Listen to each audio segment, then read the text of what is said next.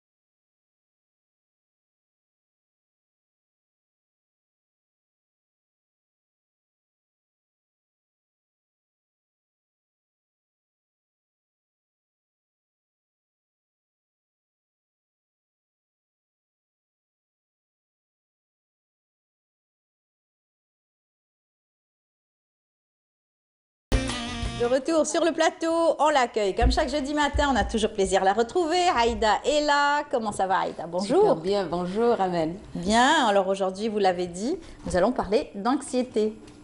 On a Anxiété tous chez les une part enfants. d'anxiété, quelque part chez soi. On est un peu anxieux tous les jours, un peu... Tout à fait, tout à fait. Mais parlons du stress, peur, angoisse, tous ces troubles, tous ces sentiments, Oui. tous ces états d'âme. Est-ce que c'est normal ou c'est pas normal? Est-ce que c'est pathologique ou pas? On va commencer d'abord par dire oui, c'est normal, ça existe. D'accord. Voilà. Très bien. Ça nous habite. Ça habite les adultes comme les enfants. Mais ce qui change, c'est un tout petit peu le degré. Oui. Quand est-ce qu'on s'arrête? C'est quand ça devient handicapant pour l'enfant, quand ça détruit un tout petit peu le monde relationnel de l'enfant. Oui. C'est Quand ça devient pathologique ensuite. Parce Voilà. que vous m'avez dit, il y a aussi ce qui vient après, c'est les troubles de l'anxiété. Oui. Et ça devient plus dangereux. Mais voilà dans l'introduction comment on va apporter les choses. D'accord. On va y arriver. C'est juste, je mettais un petit peu le téléspectateur au parfum Ouais, pour très qu'il bien, sache très à bien. quoi donc s'en tenir et pouvoir préparer aussi sa compréhension. Très bien, Alors, on va très bien, commencer parfait. par l'enfant Ouais. anxieux. Qu'est-ce que Ouais, c'est qu'un enfant anxieux? Moi, ce qui a attiré mon attention, c'est un peu la difficulté des adultes, des parents, face à des troubles chez les enfants, là où ils savent pas trop si c'est normal, si c'est des caprices. C'est, par exemple, les enfants, ils sont là à manipuler un tout petit peu les adultes. Il veut pas faire ça, il peut pas faire ça. Mais Oui. on zappe probablement, on passe devant quelque chose qui peut être très intéressant d'accompagner, mais aussi quelque chose un signal d'alarme. C'est quelque chose qui peut attirer notre attention. D'accord. Parmi ces phénomènes, c'est un tout petit peu l'anxiété chez l'enfant. C'est vrai. Alors, quelle est la différence entre anxiété et stress chez l'enfant? Ah, d'accord. Stress, ça vient avec tout événement peur. Vous êtes, C'est quelque chose. vous êtes anxieuse là, je vous le sens. Hein. Tout à fait. Il faut que je trouve les mots Il pour faut trouver les réussir. mots, il faut regarder la caméra. Voilà, Tournez-vous qu'on vous voit un peu mieux. Ok, d'accord. Ça passe comme ça, oui, des moments Voilà. comme ça. C'est exactement le meilleur exemple qu'on peut donner parce que stress, ça vient avec un événement en particulier. D'accord. C'est quand il y a quelque chose là où ça bouleverse, ça me pousse un tout petit peu à vivre un événement particulier. De l'anxiété, c'est quand je me demande à l'intérieur, j'appréhende quelque chose, j'ai comme l'impression que ici ça passe pas, ici je ne fais pas. C'est exactement ce que je vivais à l'intérieur. Ici t'es pas la même position, le bon mot, la bonne phrase pour expliquer tout ça. Ça fait quoi? Ça donne un tout petit peu un bouleversement à l'intérieur. Donc ça touche la pensée. Ça touche un tout petit peu les émotions à l'intérieur. Donc il y a quelque chose aussi qui est dans le comportement, mais aussi dans les réactions physiologiques. Donc je peux penser être visible comme ça dans mon visage, mon attitude, ma voix, mon verbe, mais aussi ça peut partir jusqu'à la sueur, rougir, des tachycardies, quelque chose là où on a comme l'impression que l'enfant il passe par quelque chose de très difficile. Si on l'oblige à vivre ce moment, où on le pousse un tout petit peu, il va passer à un degré qui est plus visible des crises, de colère, de nerfs. C'est là où on peut commencer à parler de l'angoisse. C'est toutes ces angoisses Voilà. qui remontent à la surface. Et ça se manifeste par des crises très palpables, visibles, là où on a une autre attitude, une autre lecture de ce symptôme qui était très visible avant, mais qu'on ne s'est pas arrêté juste pour l'accompagner, ni pour le lire ensemble. Exactement. Ouais. Alors, comment est-ce que justement on doit gérer ce stress? Parce que c'est après décuplé, on ne sait plus comment l'interpréter. Moi, je commence d'abord par dire, c'est une bonne peur. Parce que je parle de stress, c'est vraiment un autre vécu. C'est être stressé, c'est comment on peut activer par rapport à ce qui nous entoure. Là, on parle de la peur qui nous habite tous. Et on a peur de la fumée, on a peur de la... Un peu de tout, hein, de l'angoisse des examens, de la peur d'aller passer un examen ou un entretien carrément. Oui. Un enfant peut avoir peur d'être enfermé dans la chambre, d'aller chez le dentiste, d'aller chez le médecin, de vraiment manger quelque chose. Et on a cette peur qui nous habite. Des fois, le plus difficile, c'est de donner du sens à cette peur. C'est comment on peut expliquer à l'enfant que ce qu'il vit, c'est quelque chose de très normal. On ne peut pas vivre sans ce thermomètre de peur qui va nous clarifier un tout petit peu les bonnes situations des mauvaises situations pour réagir dans les moments difficiles.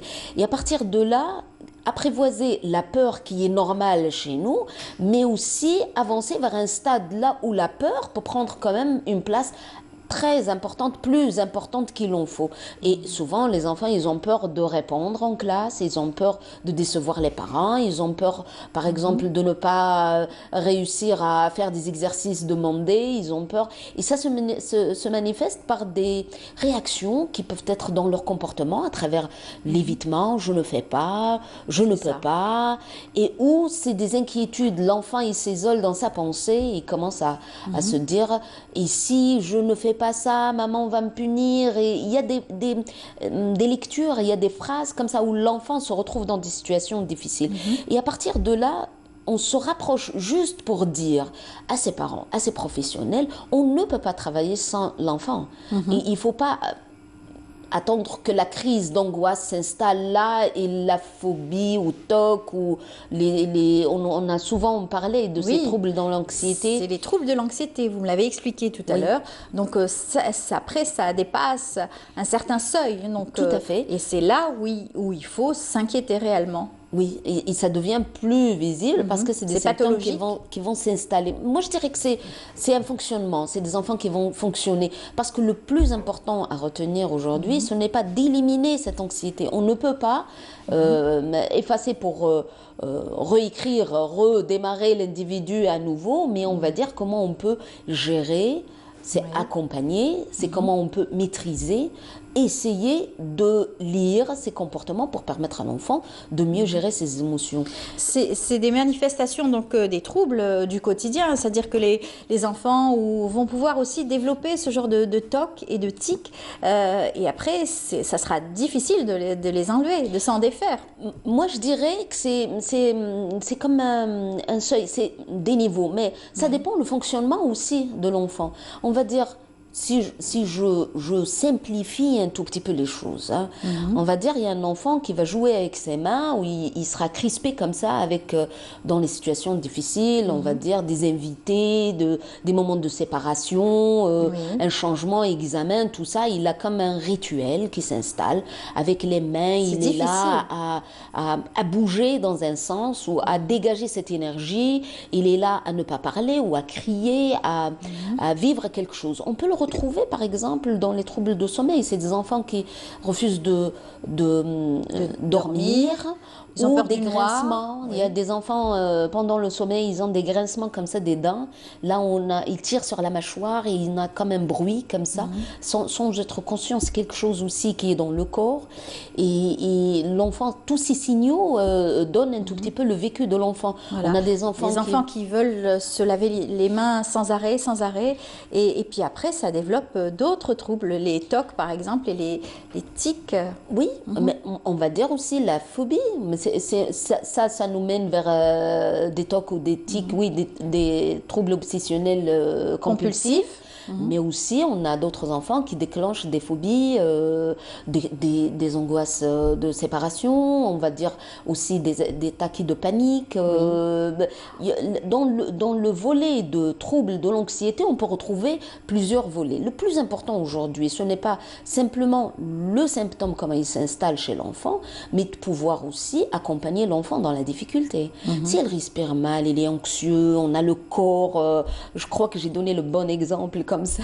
Rapidement, ce qu'il faut faire, c'est retrouver un équilibre dans la respiration, retrouver un équilibre dans la pensée, essayer de le rassurer rapidement parce que ce doute qui l'habite, et si je ne sais pas, ici par exemple ils vont rire de moi, ici je ne vais pas réussir, tout ça. Commencez d'abord par identifier la pensée, le comportement et les attitudes physiques comme ça chez l'enfant. Si on observe ça et on comprend un tout petit peu de quoi il s'agit, on a quand même un premier pas pour approcher l'enfant pour pouvoir l'aider. L'aider, c'est de lui proposer quelque chose qui pourra être dans l'autre sens.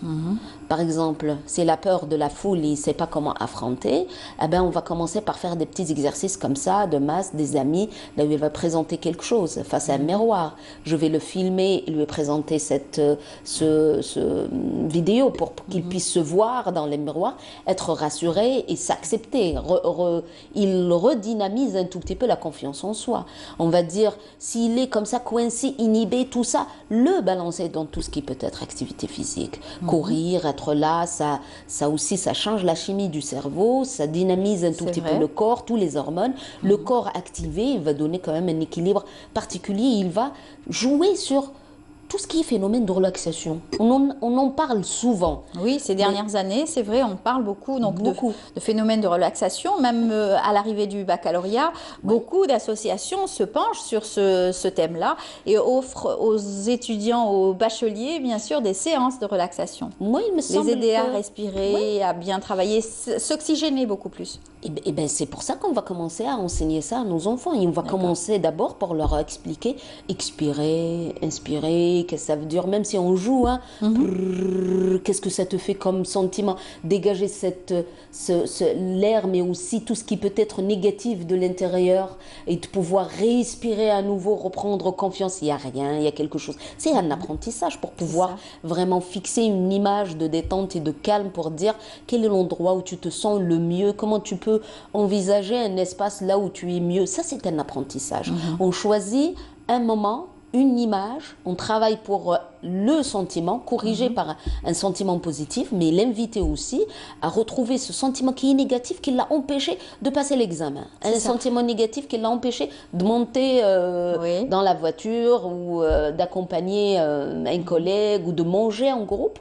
Souvent, les enfants ils disent « je n'aime pas que les gens me voient en train de manger ». Mais c'est des petits symptômes comme ça d'anxiété qui peuvent nous inviter à juste accompagner, mais leur offrir quelque chose de palpable. On joue, mais en fin de compte, dans la profondeur, on essaye de lui apprendre à respirer avec le ventre, à expirer, à dessiner quelque chose qui peut être sentiment négatif. Faire sortir toutes les ondes négatives, expirer pour pouvoir être mieux, se sentir mieux. Il y a eu des séances où c'était des séances de groupe où les gens riaient. Oui. C'est des phénomènes rigolos aussi. On se dit, est-ce que vraiment c'est sérieux ce genre de phénomène? Est-ce que ça apporte un bien-être à l'individu? Ben, ça invite les émotions, ça bouleverse le corps de l'intérieur, ça change la chimie du cerveau, parce que là, le bonheur et les hormones du bonheur, ils jouent le jeu, mais aussi par rapport aux personnes qui dépriment, qui sont là très angoissées, négatives. Comment on peut les inviter? Mais par ce déclic, le déclic, on l'apprend. C'est vraiment une technique et un travail, et c'est un apprentissage. Moi, il me semble, aujourd'hui, si on s'arrête juste on va terminer justement sur ça, les conseils. On va dire, voilà, on sera au seuil des examens très bientôt. On aura des enfants aussi qui seront là à nous offrir une palette de symptômes comme ça et de difficultés. Voilà. Commencer d'abord par gérer nos propres angoisses, parce que souvent, les mamans qui rassurent leurs enfants en leur disant... sont elles-mêmes angoissées. Ça va, tout va bien, et en le disant 10 fois, mais tout va bien, ça va, tu t'inquiètes pas, ça ira. Cette manière d'approcher, d'être très à cheval toujours derrière. Oui, peut offrir un cadre ou des états de stress, je dirais un cadre très, très bouleversant pour l'enfant. Il peut le basculer dans beaucoup de choses, et que c'est de notre devoir aujourd'hui de pouvoir sensibiliser les gens à ça. Sans le vouloir. Voilà, mais si on comprend que c'est de l'inhibition, l'enfant sera coincé, il ne saura pas gérer ses angoisses, on va frôler quelque chose, vaut mieux consulter et puis voilà, demander à un professionnel de donner son avis et puis d'accompagner réellement l'enfant dans les b.a.-ba de ses sentiments pour qu'il puisse cadrer, maîtriser le plus possible. Très bien. Merci beaucoup, Aïda. Merci, Amel. En tout cas, j'espère que le téléspectateur aura bien apprécié en tout cas cette thématique d'aujourd'hui, surtout qu'on est à la veille donc, des grands examens décisifs pour les classes d'examen. On leur souhaite bonne chance pour leur révision, bon courage. C'est la dernière ligne droite hein, avant les examens. Merci beaucoup, Aïda. Merci à vous, Amel. Bon week-end et puis à la semaine prochaine. Inch'Allah. On continue l'émission. On vient tout juste de commencer. Premier reportage donc, de l'émission ce matin. On a voulu vous faire partager cette belle aventure des scientifiques, des zoologues aussi, qui travaillent avec nos espèces protégées. Surtout, cette fois-ci, le coup d'envoi des lâchers des gazelles du côté de Tlemcen. C'est un reportage signé Soumeya Zaoueli. C'est dans la réserve de Moutas, dans la wilaya de Tlemcen, que le coup d'envoi a été donné au lâcher de gazelles de Cuvier et des mouflons à manchettes. Cette opération première en Algérie a pour but de réintroduire l'espèce dans son habitat naturel. Cette opération va permettre à ces animaux de se retrouver dans leur habitat naturel, dans ce milieu biologique protégé, leur permettant ainsi d'évoluer dans un véritable biotope.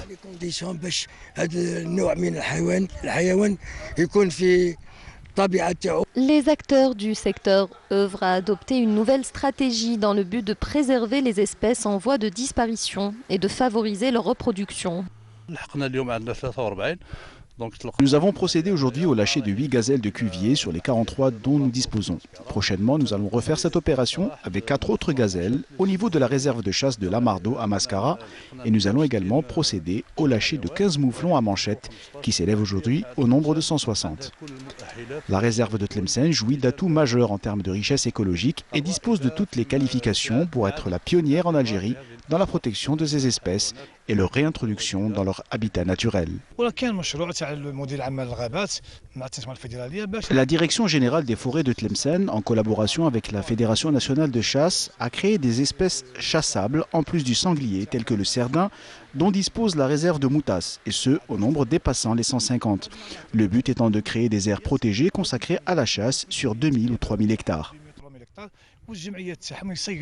En marge de cette opération, une exposition a été organisée pour faire découvrir aux visiteurs la richesse en matière de faune et de flore dont disposent les forêts de Tlemcen. Voilà, de retour sur le plateau, nous avions, je l'avais annoncé en sommaire, nous allons parler écologie avec nos invités et surtout d'une rencontre qui sera très intéressante, une rencontre qui va réunir des spécialistes, des zoologues et surtout des écologues, comme ils me l'ont bien expliqué sur le plateau. 19e conférence qui aura lieu du côté de Tunis. Eh bien, pour nous en parler, nous avons avec nous Madame Wafa Amoura, bonjour. Bonjour, merci pour l'invitation. Merci à vous d'être là. Vous êtes assistante technique du projet des parcs culturels algériens et écologue de formation. Voilà. Et avec nous, Reda Behlouli, bonjour. Bonjour madame, bienvenue. Bonjour téléspectateurs. Bienvenue, vous êtes donc chargé de la biodiversité. Chargé de la biodiversité au niveau du parc culturel algérien. Voilà. Très bien. Et Abdelnour Moussouni, vous êtes aussi chargé de la biodiversité, mais de la planification plus précisément. Chargé de la planification. Effectivement. Alors, vous êtes là pour nous parler de cette rencontre qui va réunir des scientifiques pour protéger notre écosystème et surtout l'intérêt porté sur notre biodiversité et surtout les zones humides également. Donc il y a 3 thématiques, c'est pour ça que vous êtes là aujourd'hui. Vous allez chacun de vous défendre une thématique particulière. Ça va se dérouler le 29 avril et ça va s'étaler jusqu'au 4 mai. Exactement, exactement. C'est une rencontre annuelle du groupe d'intérêt sahélo-saharien. Ce groupe se réunit, c'est un rendez-vous annuel, c'est un espace de rencontre et de réflexion, d'échange et de partage sur des thématiques liées à la biodiversité, la conservation des espèces faunes, des grands mammifères surtout, et les écosystèmes sahélo-sahariens. Voilà, pour savoir quelle est donc l'urgence qu'il faut donc prendre en considération, sur laquelle il faut agir rapidement. Alors, chacun de vous aura une thématique à défendre, n'est-ce pas? Oui, effectivement. Allez-y. Donc, nous, juste pour rappel, parce que nous, on travaille dans le cadre du réseau des parcs culturels algériens, qui œuvre pour la conservation de la biodiversité d'intérêt mondial et l'utilisation durable des services écosystémiques sur les territoires des parcs culturels. C'est ça. Donc, dans le cadre de ce réseau, on travaille sur plusieurs thématiques de recherche, notamment la conservation des espèces sahélo-sahariennes. C'est-à-dire, il y a, à titre d'exemple, on a été convié pour participer à cette rencontre qui donne l'opportunité d'échanger sur ces travaux de recherche et à travers des présentations et des workshops. Donc, il y a 3 principales thématiques avec lesquelles on va participer. Donc, la conservation du guépard saharien, l'étude diachronique sur l'évolution des écosystèmes sahariens et aussi l'analyse de la qualité des eaux dans les territoires des parcs culturels algériens. C'est vrai que nous avons plusieurs parcs naturels, encore faut-il qu'ils soient classés parce que nous avons donc cette biodiversité peut-être en danger aussi, donc l'intérêt de classer les parcs naturels. On en parle assez souvent dans notre émission, on a toujours parlé donc, avec Rahim Abdelaziz donc, de l'intérêt de classer donc, de ces parcs. Et surtout, les sites Ramsar également, aussi. Effectivement, pour les parcs naturels, c'est une catégorie qui est gérée par le ministère de l'Agriculture. Oui. Par contre, pour les parcs culturels, c'est une autre catégorie qui est sous tutelle du ministère de la Culture. Tout à fait. Et le réseau des parcs culturels, il couvre pratiquement 43% du territoire national. Oui, donc, j'avais vu ça dans votre présentation. Oui, oui. Donc pour la plupart sur les régions sahariennes. On a le parc de l'Atlas saharien, le Touat Goralati Dekelt, Tindouf, la Hagar et le Tassili. Voilà. Très bien. Donc concernant la participation, le premier volet qui concerne le plan de conservation du guépard, nous on a inscrit un travail sur les territoires du Hogar et du Tassili. Donc après acquisition, c'est là où il a été le plus observé. Voilà, c'est là où il a été le plus observé. Donc on s'est dit, dans l'optique d'instaurer un système de suivi pour améliorer l'état de conservation de cette espèce dans ces régions-là, donc on a mis en place un système de suivi, donc à travers le paysage photographique, c'est-à-dire qu'il va nous permettre d'avoir des données sur la répartition de l'espèce, sur l'abondance, sur les effectifs de cette espèce-là qui est en danger et qui est classée par l'UICN. Elle était vulnérable, elle est passée en danger critique. Tout à fait. Et nous avons eu aussi un scientifique qui est arrivé à travailler dessus, M. Belbachir, qui a énormément travaillé sur cette espèce, qui est restée une espèce aussi qui appartient à l'Algérie, le seul guépard. Donc c'est des observations qui ont été faites et étudiées minutieusement. Effectivement. Voir son déplacement. Et voilà, les protocoles, ce sont des protocoles vraiment d'actualité, des méthodes quand même assez avérées sur le plan scientifique. Donc il y a vraiment un travail de fond qui est en train d'être fait en collaboration à souligner avec les offices des parcs culturels. Ce sont vos photos. Voilà, donc on a les contraintes du terrain.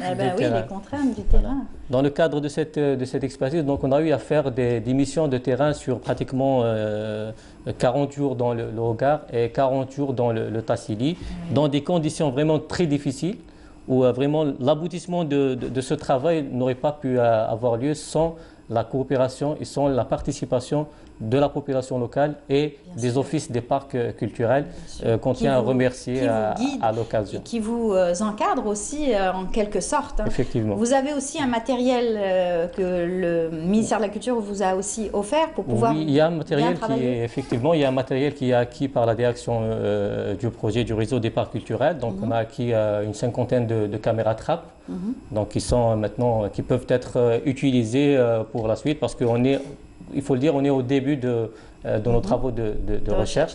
Ensuite, vous analysez tout cela en laboratoire. Et je laisse le soin à M. Balélé de parler de... Concerne l'autre objectif de notre rencontre, donc nos thématiques qui vont être abordées lors de la 19e rencontre du groupe d'intérêt sahélo-saharien, qui va porter sur l'analyse de l'état écologique des zones humides. Alors, sur ces photos, on voit justement la constitution d'un groupe, d'un noyau technique qui a pour objectif une analyse continue et itérative de ces écosystèmes fragiles. Vous faites des échantillonnages un peu partout? Une analyse in situ avec des échantillonnages et un traitement au niveau du laboratoire, un traitement des données. Et grâce à un matériel, justement dans un cadre partenariale avec les institutions partenaires au réseau des parcs culturels, donc réseau algérien des parcs culturels, notamment les universités. Et là, l'objectif, justement, c'est de pouvoir évaluer l'état écologique des écosystèmes. Au moins, c'est-à-dire dans un premier temps, donner un état de référence à ces états, ces analyses, et par la suite, aller vers un système d'évaluation pour voir la progression de l'équilibre écologique de ces écosystèmes tant fragiles et parfois, ma foi, qui subissent parfois des pressions. Et là, on pourrait justement conclure et avoir un outil de prise de décision, d'aide à la prise de décision pour pouvoir conserver et gérer de manière efficiente et efficace ces écosystèmes-là. C'est ce qu'il faut. Et donc, vous faites appel aussi à des outils aussi scientifiques.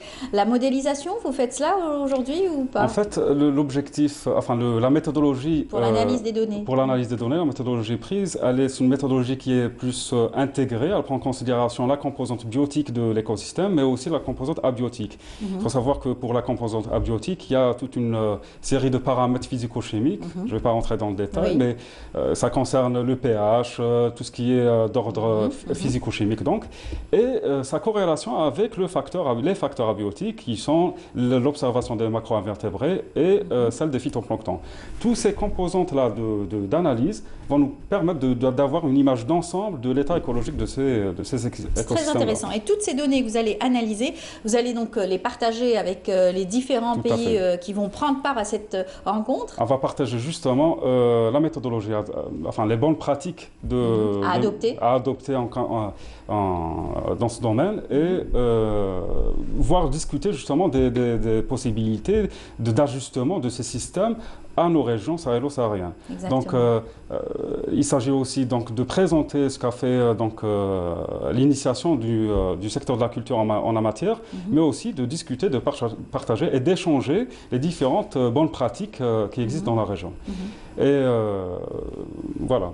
C'est intéressant parce que vous avez une démarche de scientifique, mais reliée aussi à la culture.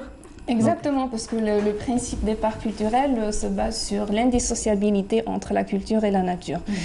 Et le projet des parcs culturels vise à améliorer le système de gestion de ces parcs culturels à travers l'élaboration des outils et des méthodes de gestion efficaces pour une meilleure prise en charge de ce patrimoine écoculturel. D'accord.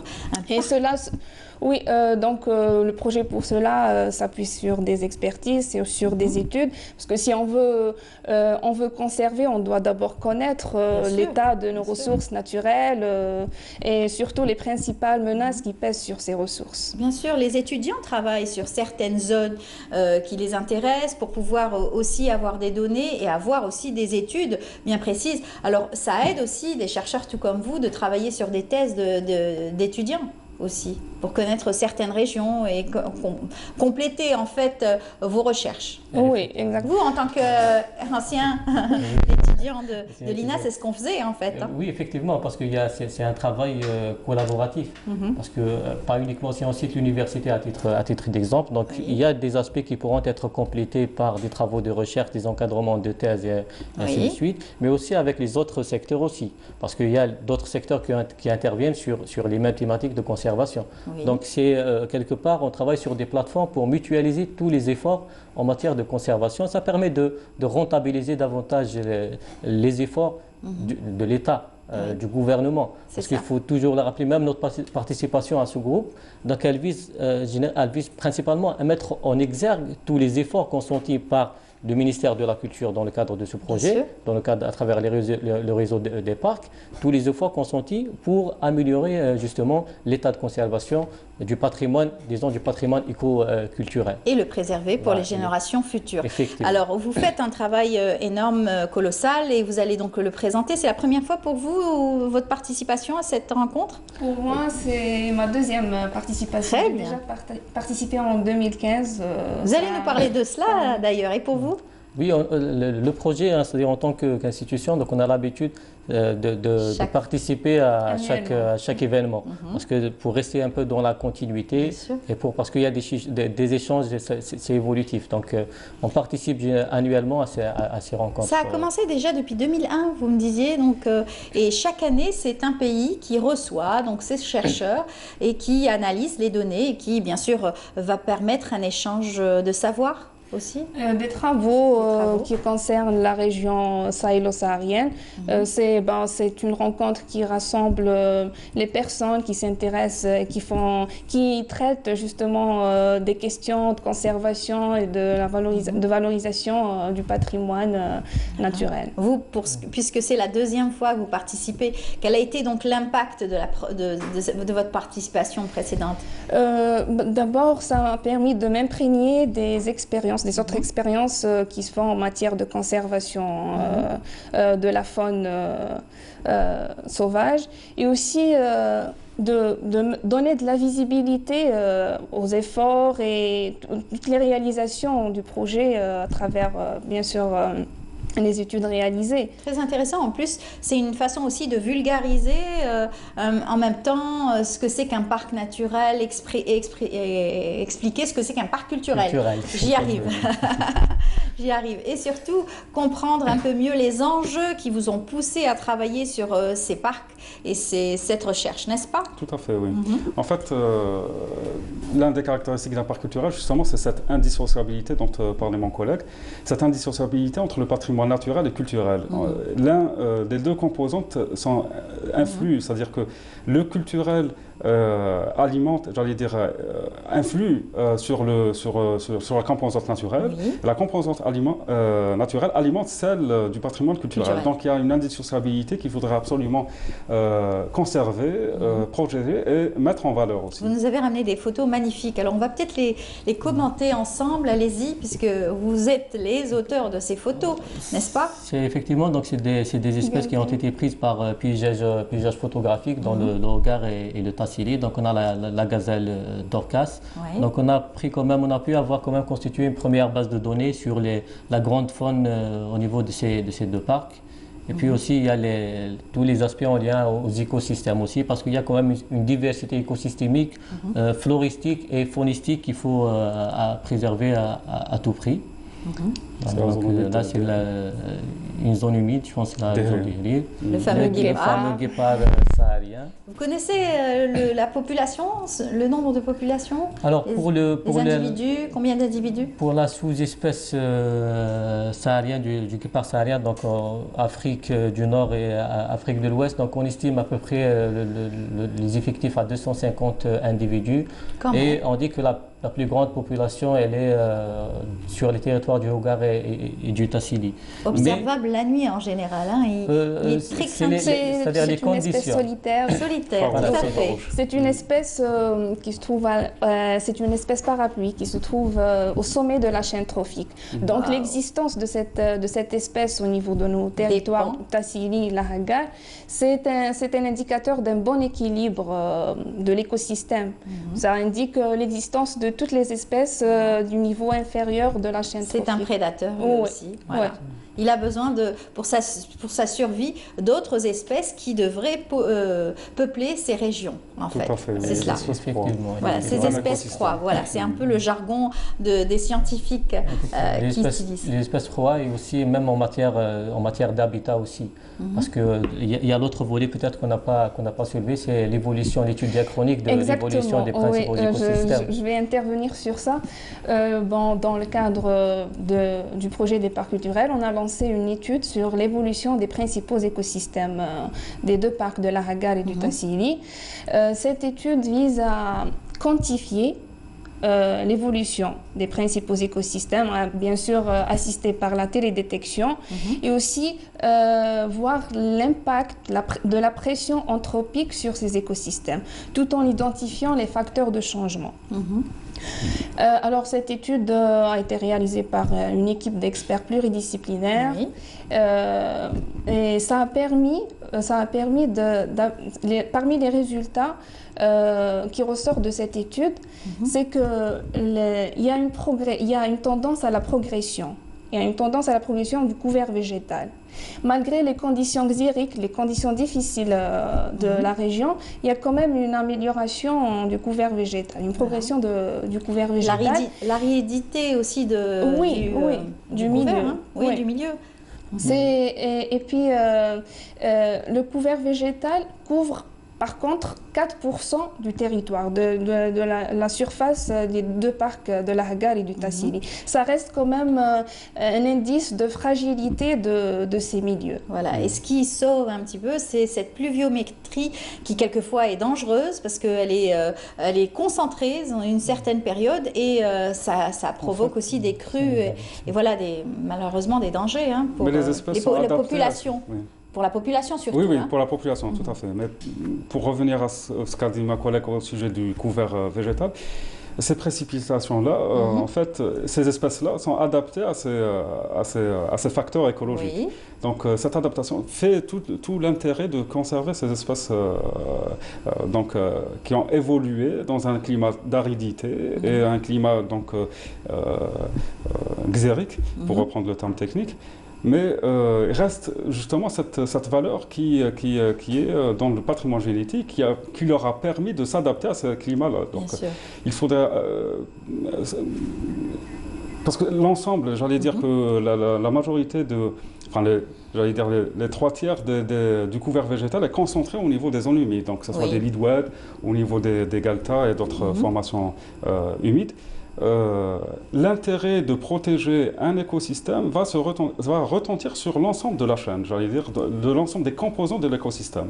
Donc d'où l'intérêt de la conservation. Très bien. En tout cas, on vous souhaite bonne chance. On va juste rappeler les thématiques pour chacun, vos communications respectives sur lesquelles vous allez intervenir lors du 29 de la rencontre. Alors la première, ce sera la conservation du guépard saharien et des espèces proies dans les parcs culturels à Ahgar-Tassili. Très bien. Pour vous? La deuxième, c'est une étude diachronique sur l'évolution des principaux écosystèmes au niveau de l'Ahgar et du Tassili. Et vous? Donc, analyse de l'état écologique des zones humides au niveau des parcs culturels, approche et méthodologie appliquée. Très bien. En tout cas, on vous souhaite bonne chance. Et puis, on est confiant de savoir que nos parcs naturels et surtout culturels sont bien pris en charge par vous-même, en tout cas, et par les scientifiques qui travaillent tout comme vous sur nos potentialités culturelles et scientifiques. Voilà. Merci beaucoup à vous et puis bonne chance. Merci. Et puis on se reverra peut-être à votre retour, pourquoi pas, pour d'autres thématiques. Voilà. On va s'intéresser cette fois-ci à un monument culturel également. C'est le Bastion 23. Nous sommes en plein mois du patrimoine et surtout, donc, beaucoup se penchent sur ces édifices culturels et surtout sur lesquels il faut bien sûr s'intéresser et protéger. Naïma Haouch s'est intéressée au Bastion 23. On se retrouve juste après. C'est l'un des monuments historiques les plus importants d'Algérie. Le Bastion 23 trône sur la mer en plein centre d'Alger. Témoin incontesté de la période ottomane, le palais des Rayes est ainsi l'un des rares vestiges attestant du prolongement de la Médina vers la mer à l'époque ottomane. Le palais tombait en ruine, mais les autorités concernées ont procédé à la restauration de cet important monument historique. Sa restauration avait commencé en 1987. Les travaux de restauration et d'entretien avaient pris fin en 1994. En 1990, le vestige de la Casbah est classé patrimoine mondial de l'UNESCO. L'édifice historique renferme les palais 23, 17 et 18. Ce dernier renferme à son tour bien des trésors. Il représente le plus grand intérêt architectural. Il aurait été construit au XVIIIe siècle par le Raïs Arnaout Mami, d'où l'appellation Qsar Mami. Cet endroit est très particulier. On y organise à longueur d'année des manifestations artistiques et culturelles, à commencer par le mois du patrimoine, le mois du Ramadan et tous les autres jours de l'année. De style mauresque, le monument qui s'étend sur 4000 m² enchante à plus d'un titre. L'intérêt architectural qu'il offre d'une part, et comme dernier quartier de la Basse Casbah, d'autre part. Voilà, de retour sur le plateau et avec notre invité, on parlait justement de l'importance donc de l'humour quand il faut traiter aussi des sujets en particulier, surtout les natifs du mois d'avril et les natifs du printemps. Bonjour. Bonjour. Bienvenue parmi nous, Monsieur Rida Amrani. Comment ça va? Ça va, ça pourrait avec la situation actuelle. Oui, c'est pas vrai. gai, mais enfin, on essaie d'être toujours optimiste. Optimiste, tout à fait. Vous êtes le vice-président de la Fondation Casbah. Oui. Vous êtes là parce que nous allons parler du mois du patrimoine et il est toujours nécessaire et utile de vulgariser autour donc, de notre patrimoine, notamment la Casbah, urgent de pouvoir s'atteler à la reconstruire, à la préserver surtout et bien entendu aussi la faire connaître de plus en plus. En faire le patrimoine classé déjà. Oui. Que peut-on dire aujourd'hui? La situation, il faut le dire, est triste. Oui. La Casbah, sa population jeune et moins jeune est actuellement en révolte. Parce que beaucoup de choses ont été promises, beaucoup de choses ont été projetées. Et le drame est arrivé, ce drame que tout le monde avait prévu, tout le monde attendait. Et je vous assure que nous sommes, moi je ne veux pas être de mauvais augure, mais s'il y a un tremblement de terre de l'ordre de 5,5 à 6 en pleine nuit, si l'épicentre est Alger, ben, ce sera la catastrophe à la Casbah. Nous aurons des milliers de morts. Ce n'est pas des bidonvilles. La Casbah, c'est des maisons dures, c'est des planchers très épais, très lourds, et s'ils s'affaissent, ils tombent. Et avec le mauvais entretien, la décrépitude des bâtisses, eh bien, nous sommes... la population de la Casbah est en danger de mort. Oui, on a eu un exemple cette semaine. Je le dis en toute lucidité, je ne cherche pas à dramatiser ou à essayer d'attirer des choses malsaines ou quelque chose dans le genre. C'est la réalité. Oui. Le plan de réhabilitation qui traîne, qui n'est pas réalisé. C'est ça. Il y a eu plusieurs fois des plans donc, de réhabilitation. Certains pans ont été pris en charge, d'autres tardent à venir et ça retarde énormément les travaux. Il n'y a pas de compétences réelles dans la gestion de projet. Le projet est arrêté depuis 2007, il a été approuvé par le gouvernement en 2012, les budgets ont été débloqués, il y a des ressources aussi en parallèle que le Wali d'Alger peut mobiliser, puisque tous les citoyens de la wilaya d'Alger payent à travers leurs factures Sonelgaz une taxe spécifique pour la maintenance, l'entretien des bâtisses, qu'elles soient de propriété publique ou privée. Donc, il n'y a pas de discrimination en termes de propriété, il y a des ressources, il y a un fonds, et il y a aussi le budget qui a arrêté le gouvernement et qui ne dépend pas de la loi des finances, c'est un budget qui était dans le fonds spécial. Résultat, donc, tout a été facilité, mais au niveau de la réalisation de ce plan de réhabilitation, c'est la catastrophe en termes d'organisation et de gestion. Et depuis 2013 qu'il devait être lancé, les choses ne se voient pas. Pourquoi? On a confondu maîtrise d'ouvrage et maîtrise d'œuvre. On a confondu gestion administrative, pour ne pas dire bureaucratique, et gestion moderne. C'est peut-être ces lenteurs qui ont aussi aggravé les choses pour la prise en charge. C'est l'incompétence. Moi, je le dis, la Fondation Casbah le dit ouvertement, c'est l'incompétence. Un tel projet est très complexe. Il lui fallait donc une organisation du même niveau de complexité. Il fallait une assistance à maîtrise d'ouvrage bien organisée, professionnalisée. Ce qui veut dire assistance à maîtrise d'ouvrage, c'est-à-dire validation des études, validation des programmes de travaux. Est-ce que ce n'est pas difficile aujourd'hui avec la population qui habite toujours à la Casbah de pouvoir peut-être reloger ces personnes rapidement pour pouvoir travailler? Parce que c'est pas facile de travailler quand les personnes habitent. Vous savez, le programme du relogement de la Casbah a été toujours pris du mauvais côté. On a obtenu, du temps du président Zerouel, 3000 logements pour reloger les gens de la Casbah et lancer la réhabilitation. C'était à la fin des années 90. On a commencé à reloger parce qu'il y a 5 grands îlots à la Casbah. L'îlot Sidi Ramadan, Lilo Lellahom dans la basse Casbah, c'était les prioritaires. On a, je crois, distribué à peu près 1000 ou 1150 logements à peu près.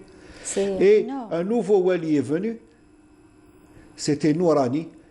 Il détestait la Casbah, je le dis ouvertement au nom de la fondation Casbah. Il n'aimait pas cette ville. Il est wali d'Alger, il n'aime pas sa ville. C'est terrible. Et il a pris les 2000 logements qui étaient destinés à reloger les habitants de la Casbah pour pouvoir agir, pouvoir passer à la réhabilitation. Eh bien, on a raté cela. En 2007, on a lancé un programme de consolidation pour sauver ce qu'il y avait à sauver. Il y avait 680 bâtisses qui subsistaient des 1200 qui avaient à l'indépendance. Et donc, sur ces 680 bâtisses, aujourd'hui, il y en a plus de 200 qui sont perdues. Donc nous n'allons pouvoir réhabiliter que 450. Il y a le côté positif, les mosquées, les palais ont été réhabilités. Actuellement, Dar Sultan, ce qu'on appelle la citadelle, est en train d'être réhabilité. Les travaux vont se terminer dans les 2 ans ou 3 ans à venir. Mais le travail... Mais pour le reste... La citadelle d'Alger a pris du temps aussi pour la restauration. Parce qu'il faut un travail presque d'archéologue, de réhabilitation presque de la broderie. Il faut voir les chantiers, là, il faut être l'objectif. C'est énorme, mais ils veulent parce qu'il y a la boiserie, il y a les plâtres. Ils veulent faire quelque chose de parfait. C'est pas mauvais, il faut le faire. Ça prend du temps. Le temps pour ces choses-là ne compte pas trop, mais l'essentiel, c'est qu'il... Mais pour le reste, il n'y a rien. Les habitants sont délaissés. Il y a une révolte aujourd'hui. La mairie, le maire de la Casbah est un incompétent qui n'habite pas la Casbah, qui n'est pas né à la Casbah et qui ne s'occupe pas des habitants, de ses citoyens. Le système électoral fait en sorte qu'on fait élire à la mairie, à la tête de la mairie de la Casbah, quelqu'un qui est parachuté et qui n'a même pas les compétences, il ne connaît pas l'histoire de la ville. Alors, qu'est-ce que vous faites au sein de la Fondation, justement, pour faire bouger les choses et activer sur l'urgence de réhabilitation de la Casbah Vous savez, nous sommes... Des chercheurs qui travaillent aussi, nous sommes une force de proposition. Nous réunissons des compétences, des gens de bonne volonté. Tout est basé, si vous voulez, sur un travail d'un collectif et d'amis et de relations basé d'amoureux donc de la Casbah. Et c'est ça ce qui nous ramène, nous, c'est l'histoire de cette ville. La Casbah, c'était la capitale de l'Algérie, la Médina, pendant plus de 3 siècles. Elle a résisté aux attaques de toutes les grandes puissances européennes. Et c'était l'État algérien d'avant 1830 a bien existé et il a signé des accords d'égal à égal avec toutes les grandes puissances. Toute cette histoire est délaissée, toute cette histoire n'est pas... Cette ville a une histoire, cette ville a un avenir. Il faut la réhabiliter. C'est un patrimoine terrible. Et bien sûr, cette Médina avait bien sûr un cœur battant où il y a eu donc la Révolution, où donc elle a souffert aussi donc de beaucoup de destruction. Et il est urgent de pouvoir travailler sur l'histoire. Parlons de la Révolution, si vous voulez. Sur le bâti qui est fragilisé parce que l'eau a été introduite, donc c'est difficile de... L'eau a été introduite dès le XVe siècle. Les aqueducs ont été construits par les ingénieurs Moussa. Ils ont 4 aqueducs, ont ramené de l'eau courante et par gravitation, toute la ville avait un système d'alimentation en eau potable et un système de gestion de l'eau qui était très en avance sur son temps par rapport à d'autres villes du monde. Aujourd'hui, les canalisations sont entrées différemment peut-être. Aujourd'hui, est-ce que ça a pu fragiliser? Non, le plan de réhabilitation, si vous voulez, a prévu la réhabilitation de tout ça. Mais les travaux tardent à se faire. Les bâtisses aujourd'hui, les propriétaires, nous on a fait l'inventaire de tous les propriétaires. En tant que société civile, vous savez ce qu'on a fait? On a reconstitué bâtisse par bâtisse l'acte de propriété. L'administration n'a pas pu le faire. Nous, en tant que société civile, on l'a fait. Ça, c'est la citadelle d'Alger? La citadelle, ça c'est... citadelle, je crois que ça c'est la partie où a eu lieu la fameuse cérémonie de l'éventail. Et ça, c'est en cours de réhabilitation. Voilà. Mais le problème n'est pas là. Le problème essentiel aujourd'hui, c'est de compléter les études de réhabilitation technique qui sont bien faites. Le CNERU a fait, les ingénieurs et architectes algériens ont fait un bon travail. La mise en œuvre de tout cela ne se fait pas et il faut le compléter par des études sociologiques, par établir aussi un dossier, une vision, Kasbah. Qu'est-ce qu'on veut faire? Une stratégie, Kasbah. Il y a très longtemps, on avait entendu beaucoup de projets, donc réhabilitation avec les artisans, bien sûr, retour des artisans, ouvrir des magasins, etc. Mais tout ceci, on l'entend, mais on ne le voit pas sur le concret. C'est ce que je vous ai dit, c'est l'incompétence dans la gestion de projet. Si on n'a pas une assistance à maîtrise d'ouvrage professionnalisée, si on laisse les fonctionnaires fonctionner comme on dit, ben on ne fera rien. Les fonctionnaires ont une mission dans le cadre de l'administration de l'État, la continuité de l'État.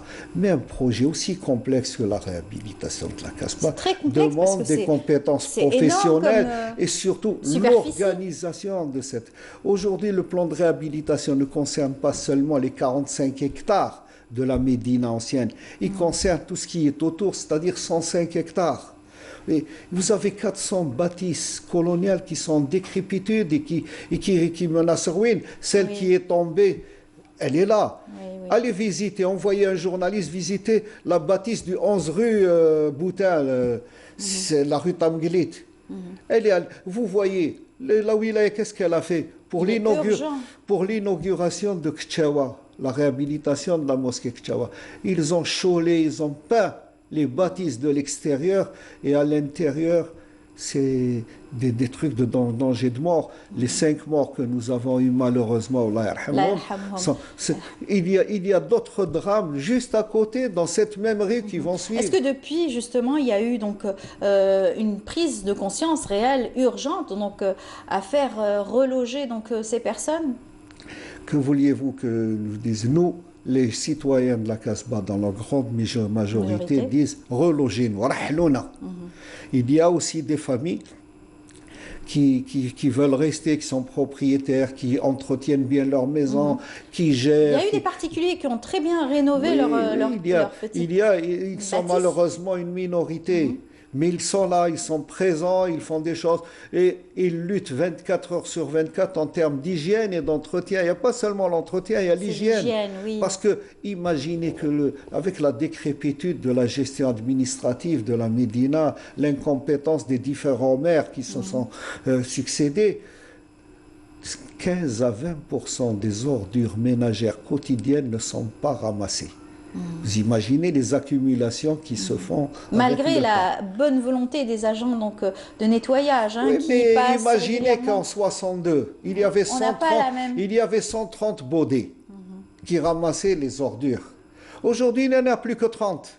Et la population a resté la même ou a augmenté. Nous avons 60 000. Ça a augmenté. Et le niveau de vie, aussi. Le niveau de vie de la population a augmenté, il faut le dire, point de vue. Et donc, l'augmentation de leurs déchets ménagers est là. Eh bien, il y a réduction des capacités de ramassage et d'entretien. Donc, l'équation est simple. Nous, à la Fondation Kasbah, on le dit, on l'écrit, on le rappelle, on prend des photos, mais tragiques. On vous a donné quelques photos, elles sont terribles à voir. C'est pas pour faire du spectaculaire, mais c'est pour toucher du doigt la réalité. Mais voilà. C'est ce que vous avez fait aujourd'hui à travers cet espace que on vous a offert. Mais on ne nous écoute pas. J'espère qu'aujourd'hui, ça a été pris en considération. Parce que c'est vraiment urgent. Il y a eu un drame. Donc, il va y en avoir d'autres. On n'est pas là pour des oiseaux de mauvais augure. Mais c'est la réalité. Vous êtes juste membres de la population qui sont inquiets de leur Médina. Membres de la société.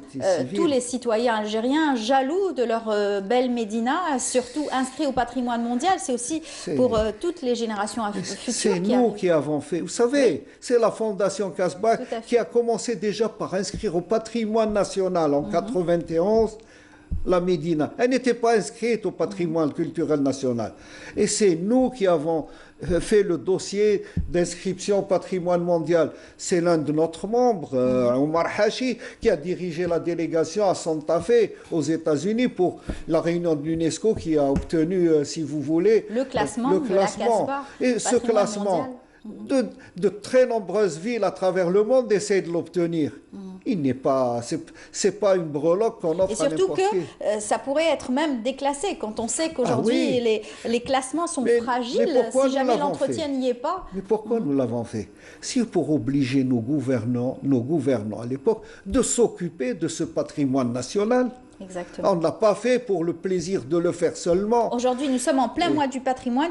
Il est encore urgent de pouvoir parler de tous nos potentiels dans le domaine du patrimoine, en particulier celui de la Casbah, parce que c'est urgent. On est arrivé à la fin, c'est pour ça que je parle. Je vous donne encore une dernière conclusion. Rapidement. Nous, ce que nous voulons, c'est qu'il y ait une vision stratégique de ce qu'on veut de cette Casbah. Nous, notre projet, l'amirauté va déménager, ils sont en train de construire. Donc, on va restituer l'amirauté à Ras El Moul. On pourra établir une vision stratégique de cette Médina, l'insérer, la mailler dans le nouvel Alger de 2035. Donc il y a tout ce programme à élaborer. Nous voulons nous réaliser le musée de la marine. Nous voulons donc faire Babdzera, là où l'amirauté va quitter les lieux, installer un institut d'archéologie sous-marine. La baie d'Alger que vous voyez, c'est un immense musée sous-marin. Il y a depuis la haute antiquité. L'une des plus belles baies du monde. C'est l'une des plus belles baies, mais Alger a toujours été attaqué, c'est toujours défendu. Mahrousa. Et donc, ce qui fait le nombre de bateaux qu'Alger a fait couler dans sa baie, qui sont en dessous, il faut aller les chercher. Exactement. Il faut un institut d'art. On veut une vision. On veut assurer le marketing de la ville. Puisque nous-mêmes, nous en avions parlé sur nos différents plateaux, des initiatives assez peut-être petites, restreintes, mais en tout cas, il y a des efforts. Tout comme la fondation donc Casbah qui vient régulièrement pour nous en parler. En tout cas, merci d'être venu. Je vous remercie pour les habitants de la Casbah et pour ceux qui sont en train de souffrir, parce que vivre à la Casbah n'est pas une sinécure, il ne faut pas croire. C'est un mythe. C'est sûr. Mais on les salue par votre passage sur notre plateau. En tout cas, bonne chance à la Fondation. Et puis, vous serez appelé à revenir pour parler d'autres thématiques autour de la Casbah aussi. Merci beaucoup. Je rappelle, Monsieur Rida Amrani, vous êtes le vice-président de la Fondation Casbah. Bon courage à vous. Merci. Et puis, j'espère que les choses seront prises en charge après votre passage. Merci de nous avoir invités à nous permettre de nous exprimer au nom des habitants de la Casbah. Merci à vous. Eh bien, on va continuer à nous intéresser à notre patrimoine. Restez avec nous. Cette fois-ci, c'est un circuit qu'on vous invite à suivre, un circuit. Donc, Yazid Ait Mahiedi, notre journaliste, s'est intéressé à cette belle rencontre. C'est toujours un circuit dédié à la mémoire de Miguel de Cervantes. Là, encore une fois, ça enrichit notre patrimoine algérien avec cette belle balade entre le Bastion 23, la Casbah d'Alger et la grotte de Cervantes. Regardez.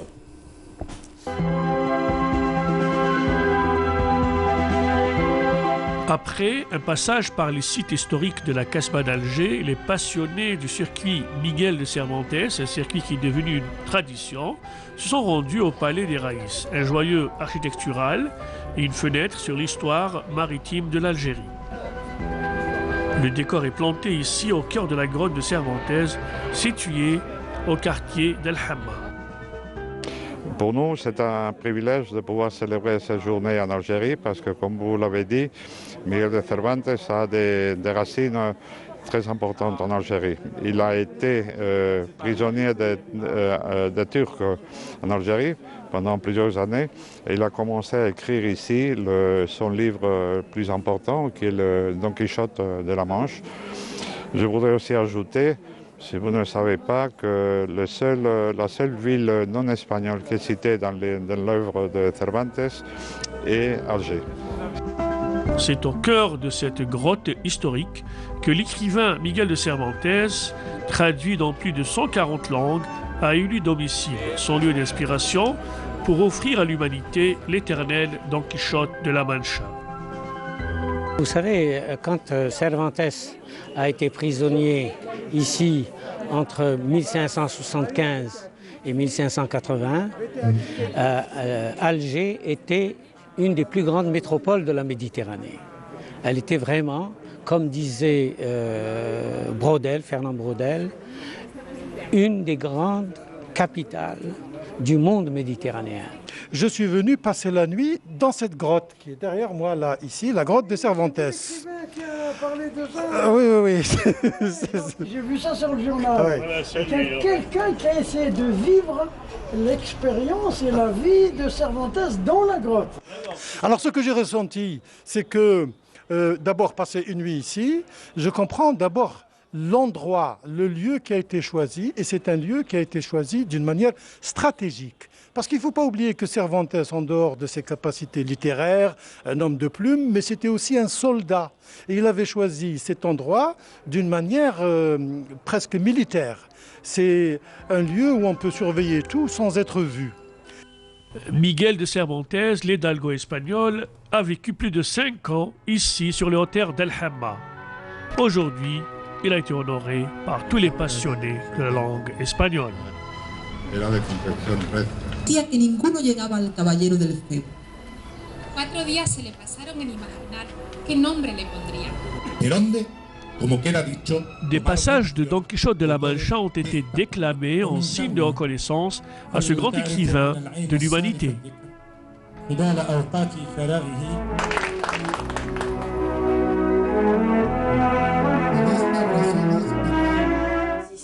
Voilà, de retour sur le plateau après cette belle visite et surtout l'intérêt que portent donc les Algériens bien sûr à cet auteur et surtout ce beau parcours. En tout cas, on va parler donc cette fois-ci d'une rencontre qui aura lieu encore à l'université de Bouzreha. Et pour nous en parler, nous avons avec nous Shafiqa Azdaou. Bonjour. Bonjour. Bienvenue parmi nous. Merci, contente aussi d'être ici parmi vous. C'est le mec, vous êtes enseignante à l'université de Bouzreha et vous êtes une des organisatrices de cette rencontre qui aura lieu donc ce dimanche, c'est cela? C'est samedi. cela. Voilà, je suis l'organisatrice d'un colloque national sur le multilinguisme et les troubles orthophoniques. Voilà, c'est un sujet qui nous passionne. Par beaucoup de personnes en tout cas, c'est vraiment, ça touche à la société, ça touche aussi à notre environnement proche et aujourd'hui on parle également beaucoup de troubles orthophoniques. Voilà. Est-ce que c'est dû justement à cette multiplication donc, du langage est-ce que justement, comment est-ce que vous avez choisi cette thématique déjà? Là, c'est une thématique qui me tient à cœur parce que je me suis trouvée toujours confrontée à ce problème.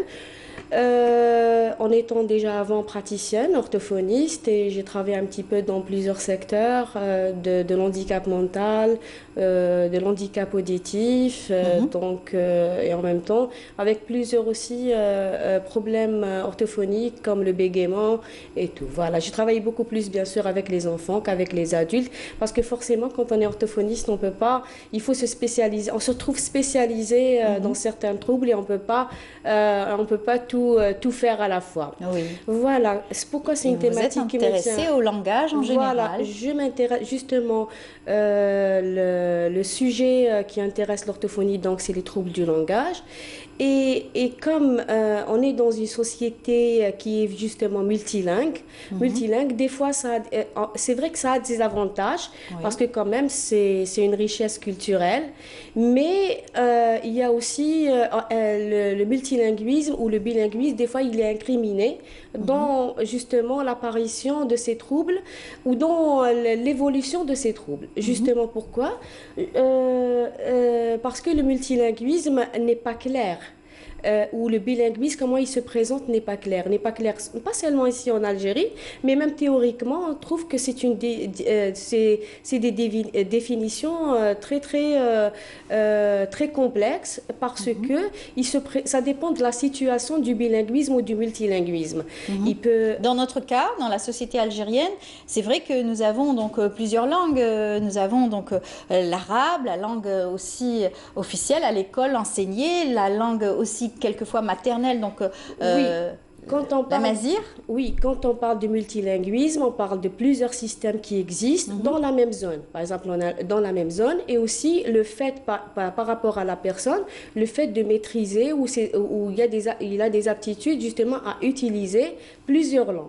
Mais maintenant, on veut savoir, nous, avec justement ce colloque et les études faites, dans quel bilinguisme on est ou multilinguisme on est.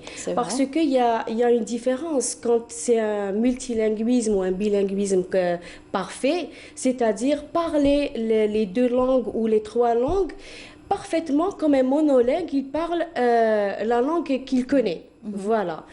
Et est-ce que c'est un bilinguisme équilibré, c'est-à-dire que on peut connaître bien une langue et une autre pas forcément. Voilà. Donc, parler, écrite, par exemple, dans notre cas, l'arabe enseigné à l'école et l'arabe appris aussi à la maison. C'est pas la même chose. Voilà. Il y a derja et la langue, bien sûr, littéraire. Mais il y a aussi, on parle de multilinguisme ou du bilinguisme, mais on ne sait pas si réellement on peut parler du bilinguisme ou du multilinguisme quand il y a des insuffisances énormes dans les langues. Et là, justement, forcément, on se retrouve à parler de la langue maternelle. Des fois, je me dis, quand j'ai commencé à travailler, est-ce qu'on a vraiment une langue maternelle? Parce que quand on voit... là, ça rentre aussi dans la diglossie, qui intéresse aussi le cadre. La diglossie, quand on parle de l'arabe de l'école et de l'arabe et la langue dialectale. Des fois, on dit l'arabe dialectal. Est-ce que vraiment on peut dire l'arabe dialectal? Moi, généralement, j'utilise le mot langue dialectale parce que dans l'arabe dialectal, comme on dit, on trouve un amalgame de langues et tout. C'est vrai. Et puis, il y a déjà déjà les gens ne comprennent pas. Des fois, il y a une confusion entre langue et dialecte. Il y a une fois une journaliste qui est venue me dire, pour la langue amazigh, il y a beaucoup de mots qui sont arabes.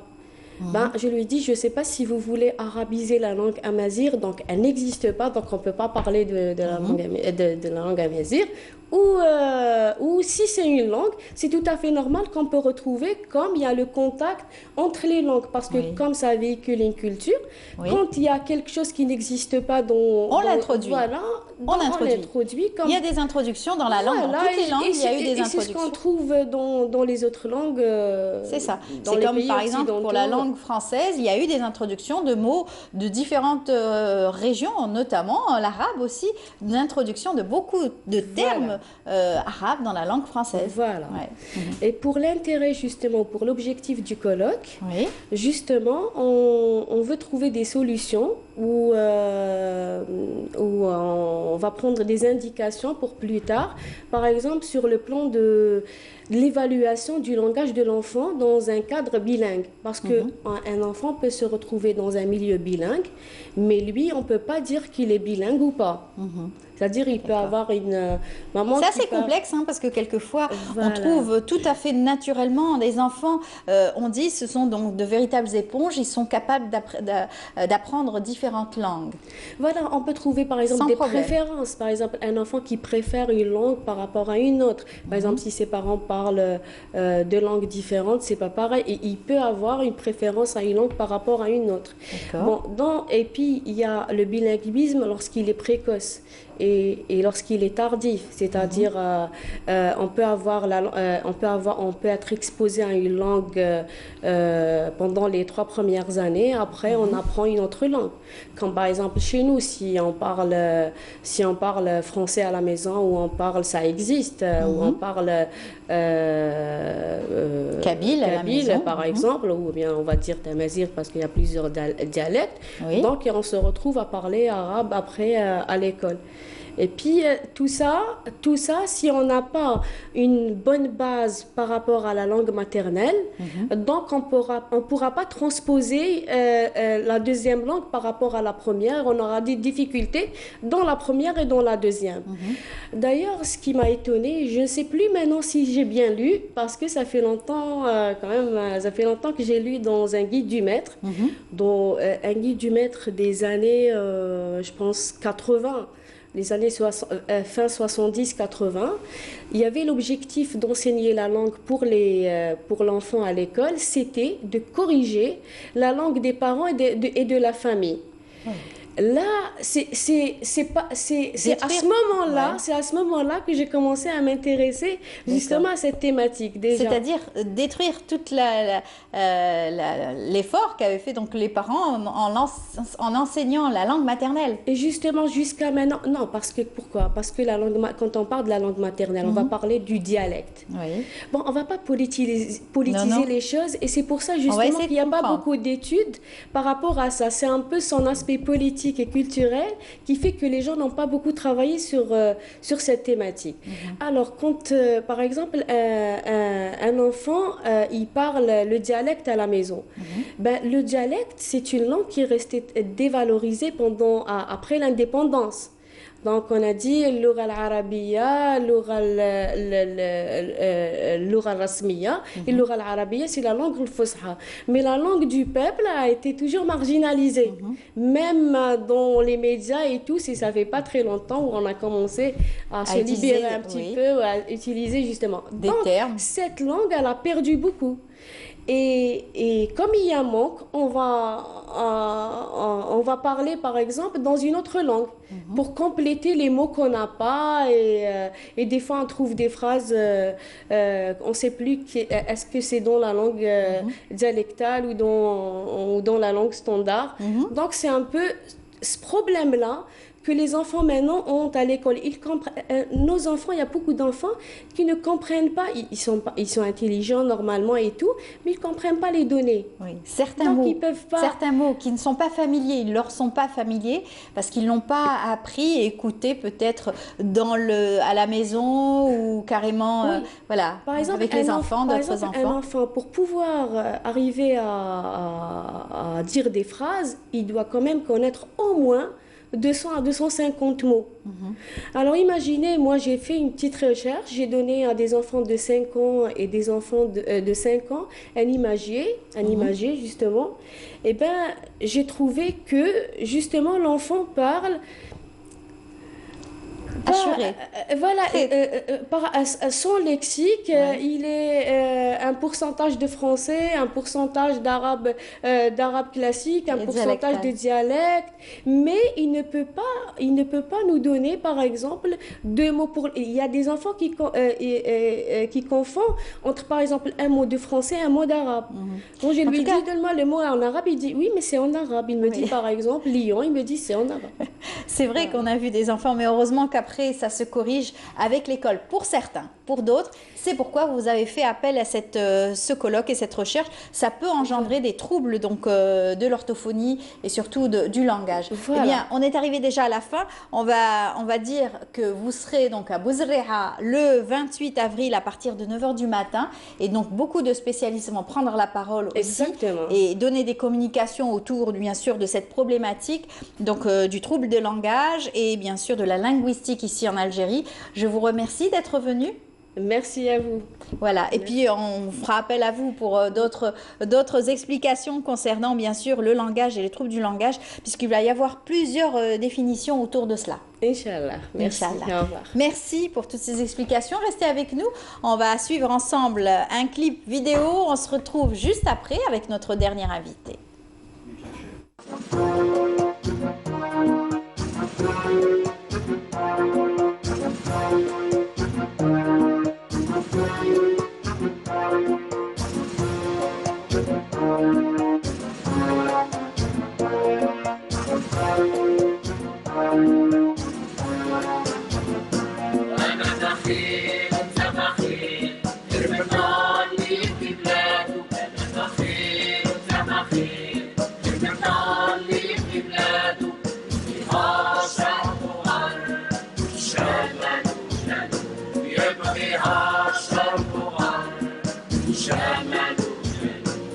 ما يميز ما يفرق ما يأدي بالجهاوية جزائر أم الجميع 9 أشهر جابت النجميع ما قبيلي ما عربي ما شاوي ما صحراوي كلمة واحدة جزائري والقرآن والعنان الأبيض عرق الأمازيغ الأخضر نور الإسلام الأحمر دم الشهيد اللي به جا يوم العيد أنا بخير أنت بخير المكان اللي في بلاده أنا بخير أنت بخير المكان اللي في بلاده فيها شعب وغرب شمال وجنوب يبغيها شرق وغرب شمال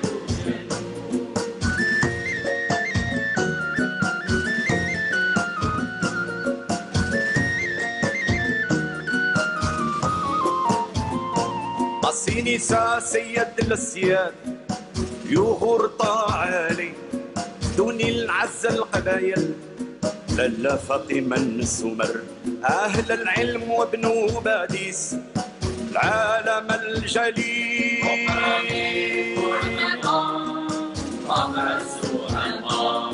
البطل الأمير عبد القادر بن محي الدين أسس وقاوم بالجيش وزرع اليقين أنا بخيل أنت بخيل المثال في بلاده أنا بخيل أنت بخيل المثال في بلاده فيها شرق وغرب شمال وجنوب يبغيها شرق وغرب شمال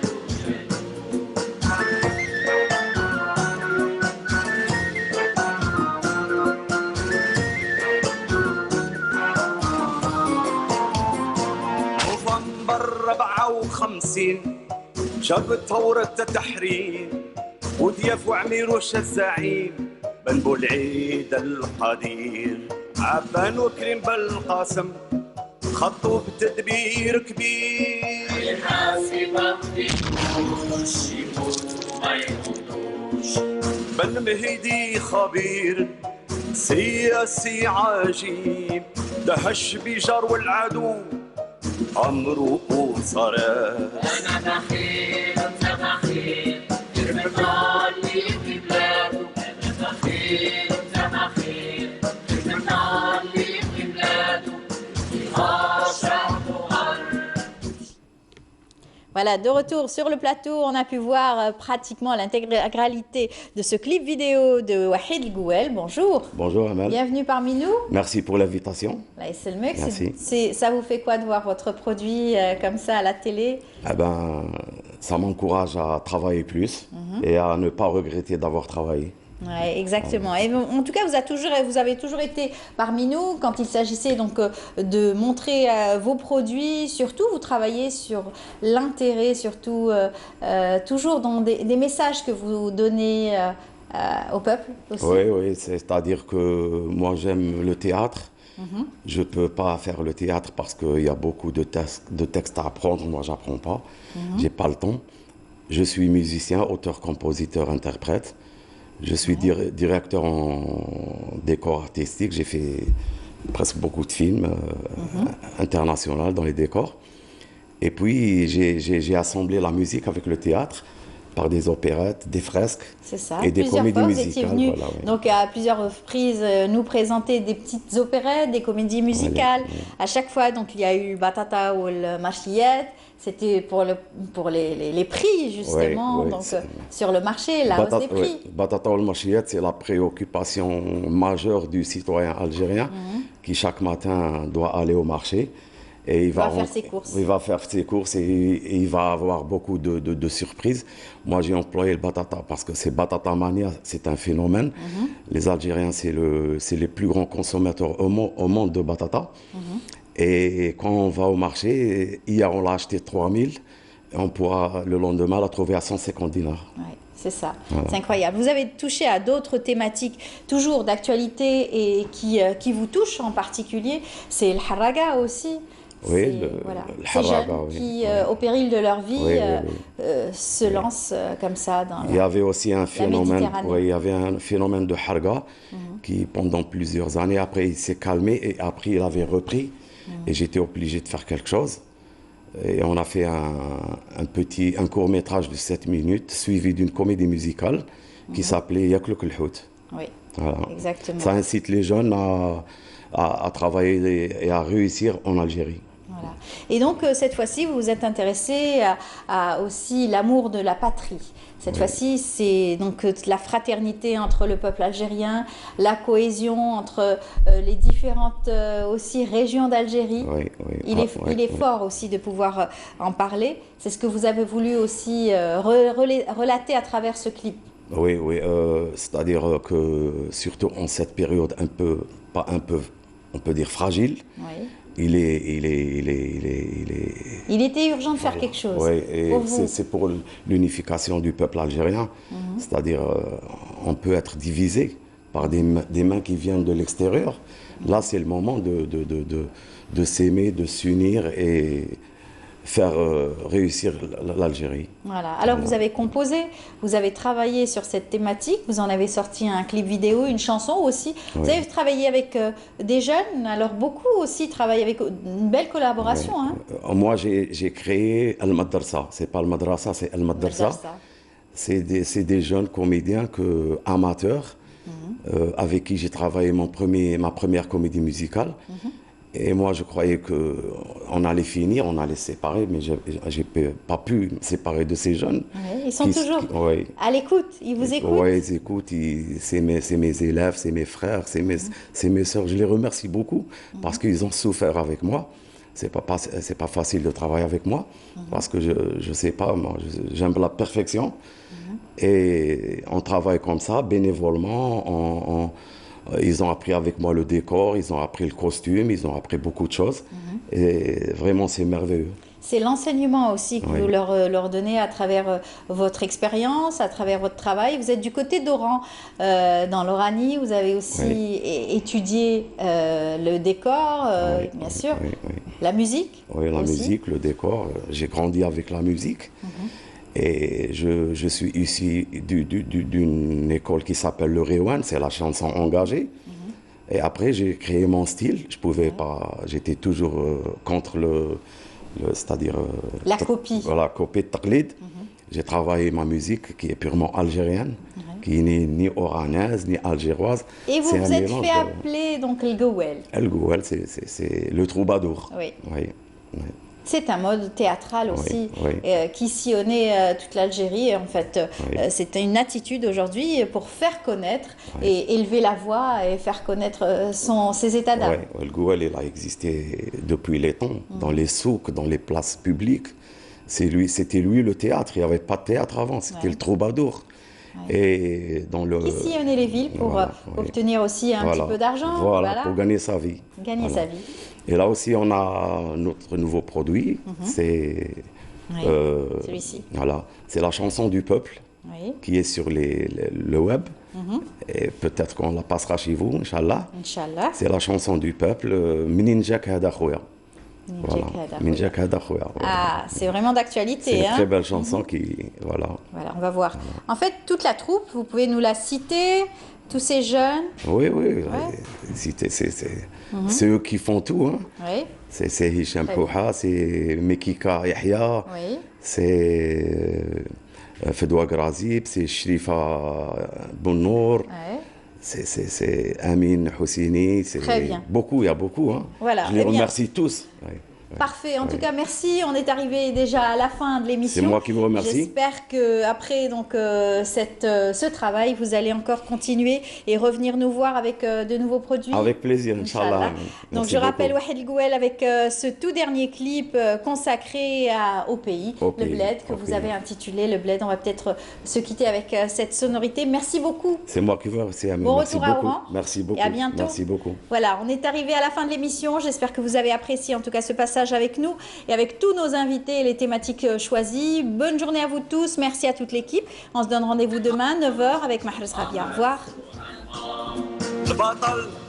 الأمير عبد القادر بن محي الدين أسس وقاوم بالجيش وزرع اليقين